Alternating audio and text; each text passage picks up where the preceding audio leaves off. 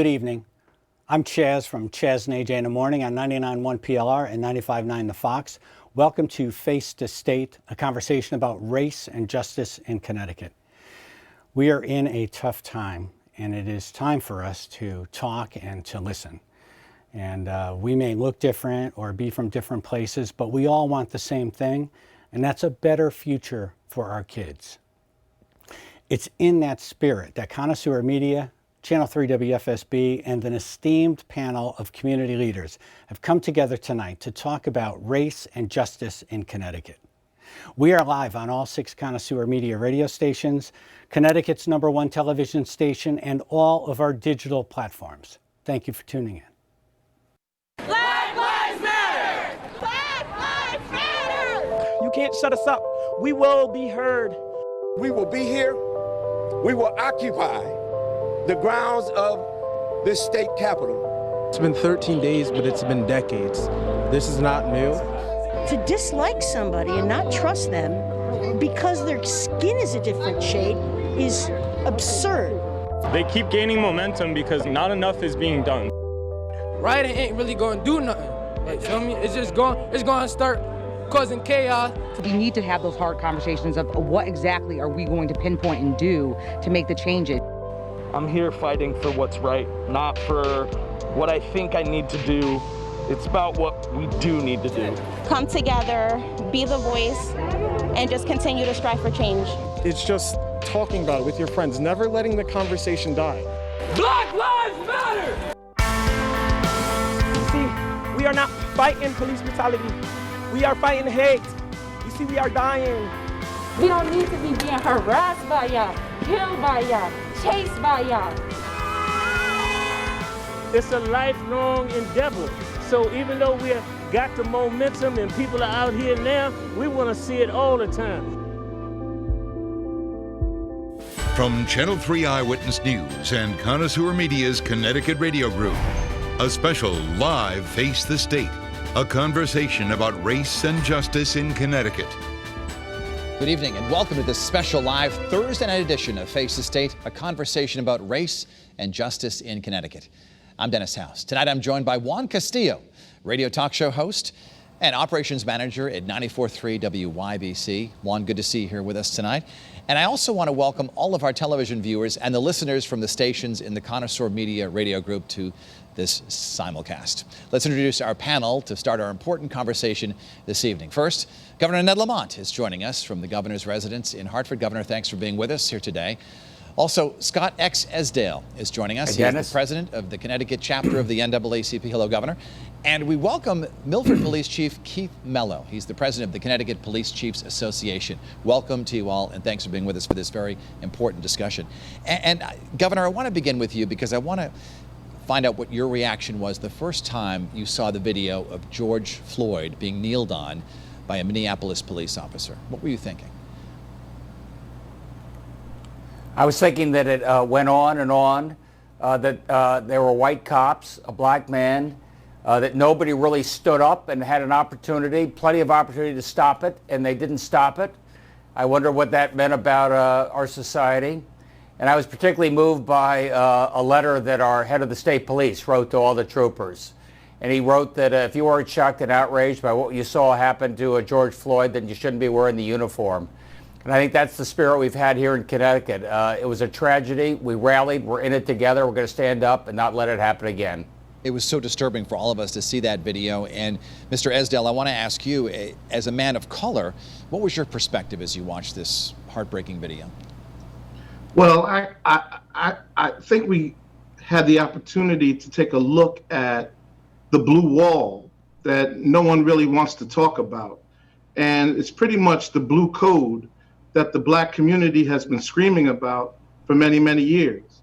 And the blue wall and the blue code is a fraternity that's sworn to secrecy. And pretty much we saw it there. You know, there were 3 other officers there that were pretty much watching a murder take place. This guy had his knee on his neck close to 10 minutes, and he was screaming for his life. None of the other officers helped, and they have this code of silence of protecting one another when others do wrong. And this was an opportunity for the whole world to see how police conduct themselves in our communities all throughout this nation. I would have to differ a little bit with the governor that it does happen in Connecticut. It does happen in Hartford. It does happen in Bridgeport. It does happen in New Haven.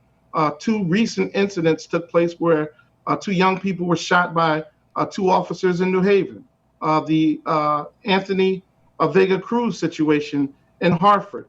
Recently in West Haven, there was a huge speed chase from Norwalk to West Haven, where a young man was murdered by the Connecticut State Police. This goes on all across America, and it's kind of appalling that people are screaming and yelling about what's going on in Minneapolis and Georgia and also in Kentucky, but it's alive and well here in Connecticut also.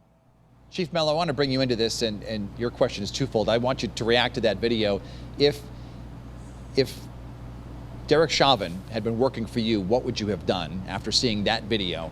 And also, I can let you respond to what Mr. Esdell just had to say. Chief? Well, the question, I'm surprised at the question because it's obvious.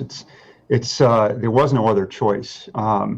He is no longer a police officer. He committed murder, and he deserved to be arrested and prosecuted. And so there really is no other answer to that. But that has what he has done has shaken this nation, including law enforcement. The death, the killing of George Floyd has shaken this entire state and this entire nation, including the citizens that work as police officers. We've all made many strong statements of condemnation to our workers, our colleagues, the public. But we've had the hardest conversations with our families, especially with children, and especially those children of color. And I understand what Scott is saying, and we continue to see videos of police officers behaving in a manner that's inexplicable and that's impossible to understand. But I do say here today, and that's why I wanted to be here, that we in law enforcement in this state, and I speak for all the chiefs and police in the state, when I say that we are committed to restoring, and in some cases, and to the point that's just that Scott had just said, that in creating a higher degree of trust, not just restoring it, but creating it from start, a higher degree of trust and confidence in our communities. And I know that our legislators and our governor are talking about preparing legislation to make sure that we can prevent something like that from ever happening again, and to make sure that our residents feel safe at this, and that they feel treated equal under the criminal justice system and by their government. And this is a seminal moment, not just in this nation, but in policing, and I truly believe that. And so I'll address the question regarding the blue wall of silence. Did you say, sir, I'm sorry, did you call it the blue wall of silence or blue wall? The blue wall and the code of silence. Code of silence, excuse me. The code of silence. That's actually, I'm certainly aware of what he's referring to, but that's foreign to me here.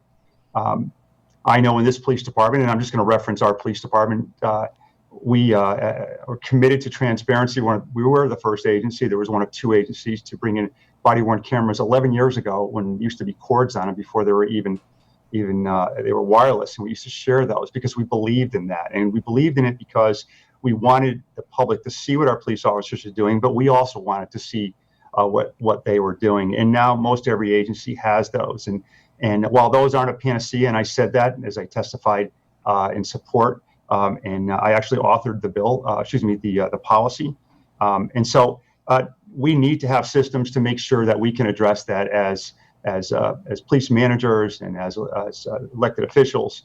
And so systems that create that transparency are extremely important, as is creating a culture where that becomes so extremely unpopular. In a culture where police officers know that if you elect to engage in that kind of conduct, not only are you going to be discovered or reported, but that you're going to lose your job and or your ability to ever be a police officer again.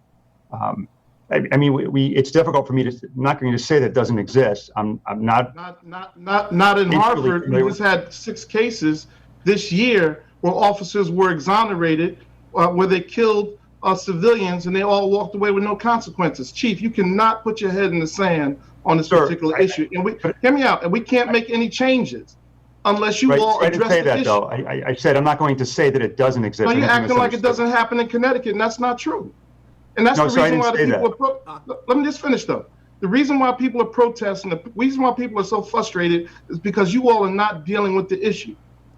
And you can't keep saying that all we have is that all cops are not bad cops. We need the good cops to step up and get rid of the bad cops. And historically and currently, officers are getting away with no consequences, and we got to put an end to it. Chief, we're going May I respond to that? Sir, yeah, Chief, that's not what I said. I think you may have misunderstood me. I'm not commercial saying that it doesn't. What I said is that I'm not saying that it does not exist. I'm saying, and I'm agreeing with you, that there needs to be systems to make sure that that we can that if a police officer decides to engage in that kind of conduct, that he's going to be discovered and that he's going to be held accountable. Every police chief wants that. And so, as I see these demonstrations and people speaking their mind, I'm hopeful. I was hopeful and grateful to see them come to Milford, and I appreciate what they're saying. As I mentioned, this is a seminal moment. I think that it's a significant emotional event for all of us, including police officers, and I think that that will definitely have an impact. And I agree with you entirely. Okay. It's important that good cops stand up and say we're not going to tolerate that, and so we're in agreement here. Chief, thank you. And gentlemen, I have to break in here because we have to take a quick commercial timeout. We'll be back with a question from Juan Castillo after this quick timeout.